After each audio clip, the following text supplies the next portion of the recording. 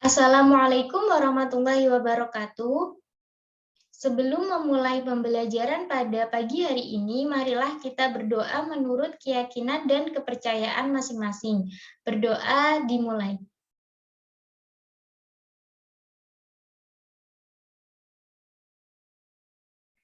Berdoa dapat diakhiri. Selamat pagi anak-anak. Hari ini kita akan membahas materi sistem ekskresi pada manusia.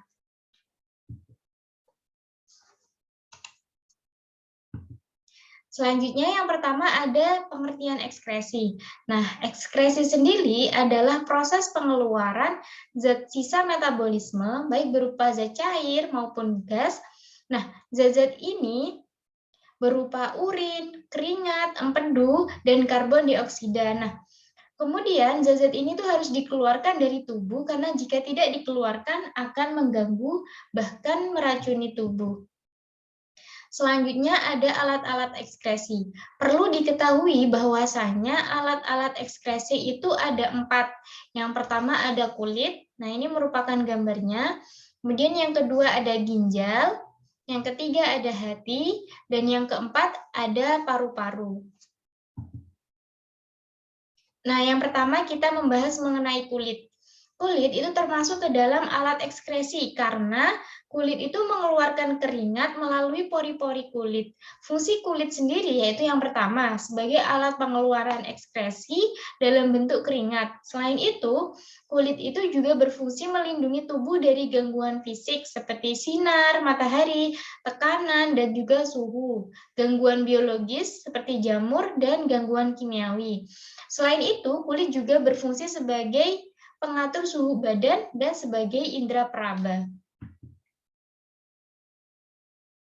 Perlu diketahui bahwasanya bagian-bagian kulit itu ada 3. Yang pertama ada epidermis, lapisan kulit ari.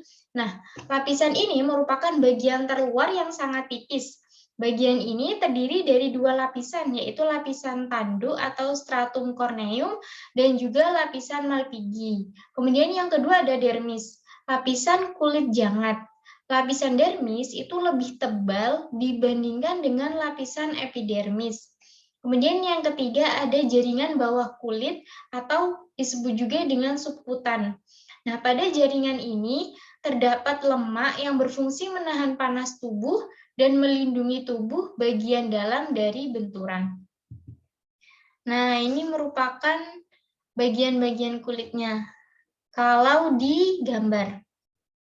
Nah, ini ada rambut-rambut yang ada di kulit. Kemudian ada pori keringat. Jadi pori keringat ini merupakan saluran yang mengeluarkan keringat. Nih, saluran kelenjar keringat. Nah, kelenjar keringatnya yang ini. Nah, nanti keringat diproduksi kemudian akan dikeluarkan melalui pori keringat. Kemudian di kulit juga ada pembuluh darah, jaringan adiposa, kemudian jaringan ikat, saraf, folikel rambut, dan otot arektor pili. Kemudian juga ada kelenjar minyak. Selanjutnya yaitu kita bahas mengenai gangguan pada kulit. Perlu diketahui bahwasanya kulit juga mengalami gangguan. Yang pertama, jerawat. Nah, ini ada gambarnya, jerawat. Jerawat itu merupakan gangguan pada kelenjar minyak yang umumnya dialami oleh anak remaja. Jadi kebanyakan anak remaja itu mengalami jerawat ya.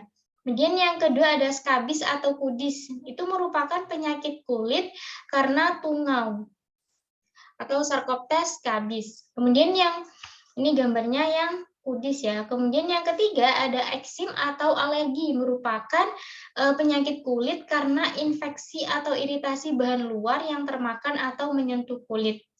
Nah, ini merupakan eksim atau alergi. Kemudian yang kedua kita akan membahas mengenai ginjal. Ginjal itu terletak di rongga perut sebelah kanan dan kiri ruas tulang belakang. Ginjal itu sebelah kiri lebih tinggi dari ginjal sebelah kanan. Itu karena di atas ginjal sebelah kanan terdapat hati yang berukuran besar. Bentuk ginjal itu seperti biji kacang berwarna merah keunguan dengan panjang sekitar 10 cm dan berat sekitar 200 gram. Ginjal ini dibungkus oleh semacam selaput tipis yang disebut dengan kapsul. Fungsi ginjal sendiri yang pertama ada menyaring zat-zat sisa metabolisme dari dalam darah yang dikeluarkan dalam bentuk urin. Jadi hasil ekskresinya ginjal itu berupa urin. Selain itu, ginjal itu juga berfungsi mempertahankan dan mengatur keseimbangan air dalam darah. Kemudian yang ketiga, menjaga tekanan osmosis dengan cara mengatur konsentrasi garam dalam tubuh. Kemudian yang keempat, mempertahankan keseimbangan kadar asam dan basa dengan cara mengeluarkan kelebihan asam atau basa melalui urin. Dan yang terakhir, mengeluarkan sisa-sisa metabolisme seperti urea, kreatinin, dan amonia melalui urin. Kemudian bagian-bagian ginjal itu ada 3. Yang pertama ada korteks, kulit ginjal, kemudian ada medula, sumsum ginjal, dan yang ketiga ada rongga ginjal atau disebut juga dengan pelvis. Untuk kelainan dan penyakit pada ginjal itu banyak sekali. Yang pertama ada uremia. Nah, ini disebabkan oleh tertimbunnya urea dalam darah sehingga mengakibatkan keracunan. Kemudian yang kedua ada albuminuria, yaitu urin mengandung albumin, protein yang disebabkan oleh kerusakan pada glomerulus. Kemudian yang ketiga ada diabetes insipidus. Nah, ini penyakit kekurangan hormon vasopresin atau hormon antidiuretik atau ADH yang mengakibatkan hilangnya kemampuan mengabsorpsi cairan. Nah, akibatnya penderita bisa mengeluarkan urin berlimpah mencapai 20 liter. Kemudian yang keempat ada diabetes mellitus. Nah, ini terdapat glukosa dalam urin, terjadi karena menurunnya hormon insulin yang dihasilkan oleh pankreas. Kemudian yang kelima ada nefritis, yaitu gangguan pada ginjal karena infeksi bakteri Streptococcus sehingga protein masuk ke dalam urin.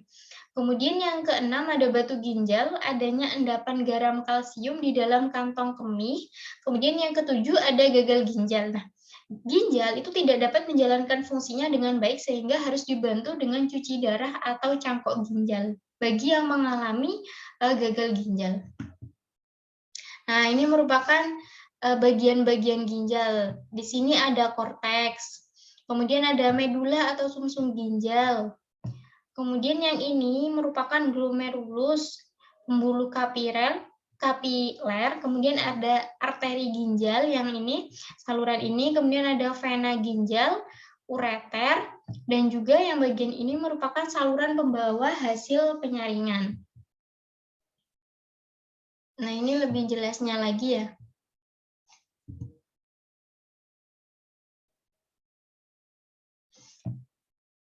Di sini terdapat gambar darah yang belum disaring itu akan masuk, kemudian diproses di saluran ini dari tubulus contortus proximal sampai ke tubulus collectivus. Nah, urin akan dikeluarkan.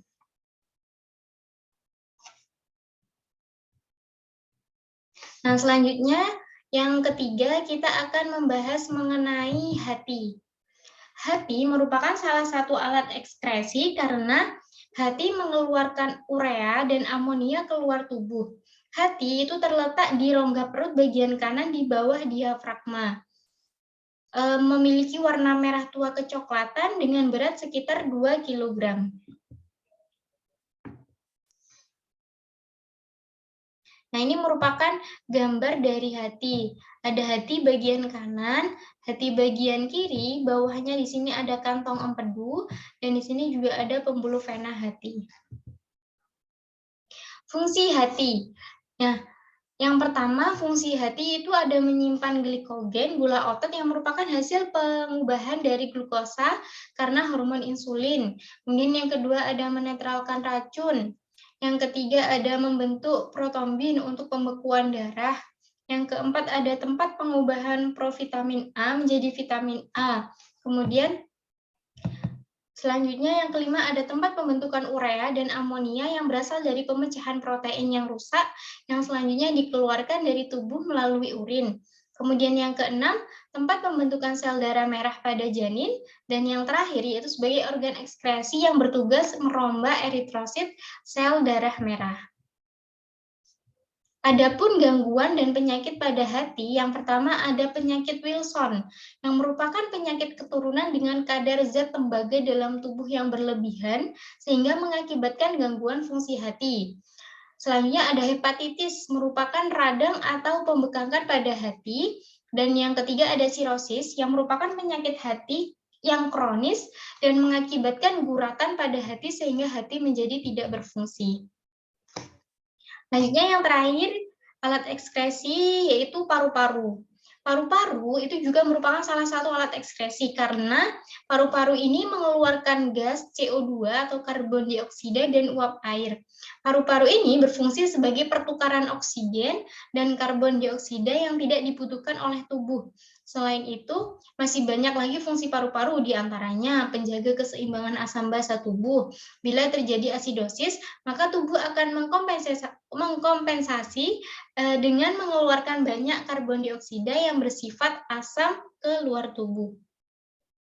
Jadi, kita kan menghirup oksigen. Nah, kemudian oksigen ini akan diproses di dalam paru-paru, kemudian setelah diproses akan digunakan oleh tubuh dalam kegiatan metabolisme. Nah, hasil metabolisme ini akan menghasilkan karbon dioksida.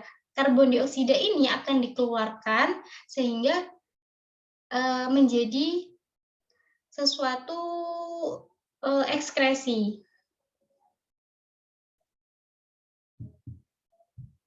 Selanjutnya yaitu ada gangguan pada paru-paru. Yang pertama ada asma atau sesak nafas yang disebabkan alergi terhadap benda-benda asing yang masuk hidung. Kemudian ada kanker paru-paru yang disebabkan oleh kebiasaan merokok atau terlalu banyak menghirup debu asbes, kromium, produk petroleum, dan radiasi ionisasi yang mempengaruhi pertukaran gas di paru-paru. Dan yang terakhir yaitu ada emfisema, adalah penyakit pembengkakan alveolus yang menyebabkan saluran pernafasan menyempit. Sekian untuk penjelasan materi terkait sistem ekskresi pada manusia. Apabila ada salah kata, mohon maaf yang sebesar-besarnya. Saya akhiri. Wassalamualaikum warahmatullahi wabarakatuh.